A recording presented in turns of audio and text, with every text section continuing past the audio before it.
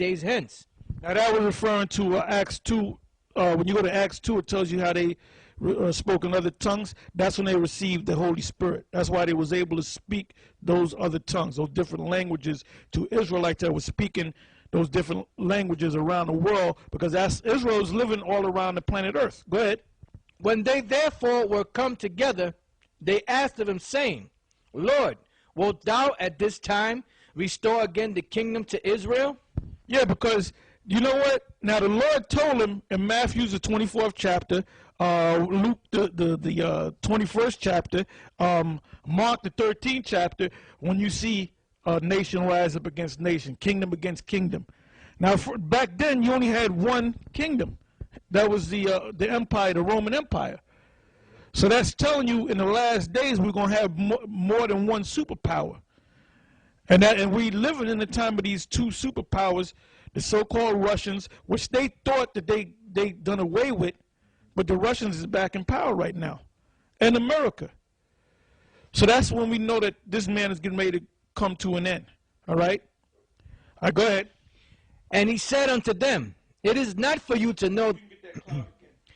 And he said unto them, it is not for you to know the times or the seasons which the Father hath put in his own power. Yeah, because the Lord broke it down to him. Basically, he was telling them it's going to be another 2,000 some odd years before this thing actually happens. So when the Lord rose, they doubted whether that was the Lord. Then when he rose back up, then they knew that that had to be the Lord. And he actually was the Son of the Most High. So they figured that he was going to bring the kingdom back again. But he already told them that you had to wait until the kingdom comes. You had to wait. What they didn't understand was they were going to have to die, go into slavery, die, go into slavery, die, go into slavery. So we're in the last captivity right now, which is so-called America, Babylon the Great. Go ahead. But you shall receive power after that the Holy Spirit is come upon you.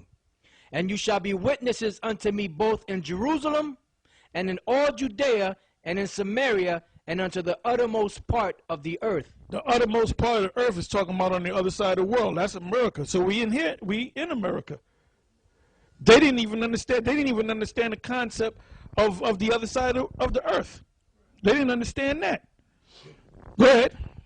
And when he had spoken these things while they beheld, he was taken up, and a cloud received him out of their sight. And a cloud received him out of their sight. He didn't go up into a cloud. It was a spaceship, a UFO, whatever you want to call it, a chariot that came down, but it was enfolded in a cloud. So that's why you see, even Esau knows this. These scientists, these so-called high-ranking officers in the Air Force and the Navy, they have actually seen UFOs that look like clouds. So they look at clouds, they look at it twice to see if that is a UFO that have disguised itself as a cloud. Because the scriptures basically said in 2 Peter, the 3rd chapter, that the Most High going to come as a thief in the night. So you might look up in the heavens and see clouds and, oh, it's an extra cloudy day. Those are spaceships coming to destroy your ass. Now, I see the researcher has something you got to read. Yep, this backs you up, what you just said. It's called Project Blue Book. I'll just read the top paragraph. Project Blue Book was one of a series of systematic studies of unidentified flying objects conducted by the United States Air Force. Started in 1952, it was the second revival of such a study.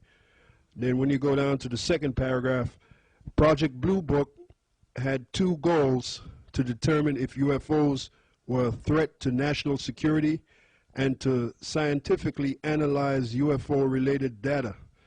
Thousands of UFO reports were collected and analyzed and filed. All right, so that backs up what Elder Tahar just said. And you can find this information on Wikipedia.com. It's under Project Blue Book. Yeah, and Project Blue Book goes back many years.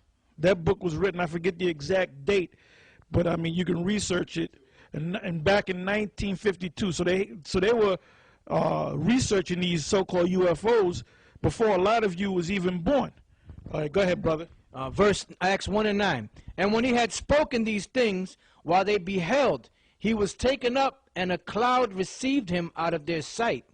And while they looked steadfastly toward heaven as he went up, behold, 2 men stood by them in white apparel, which also said, You men of Galilee,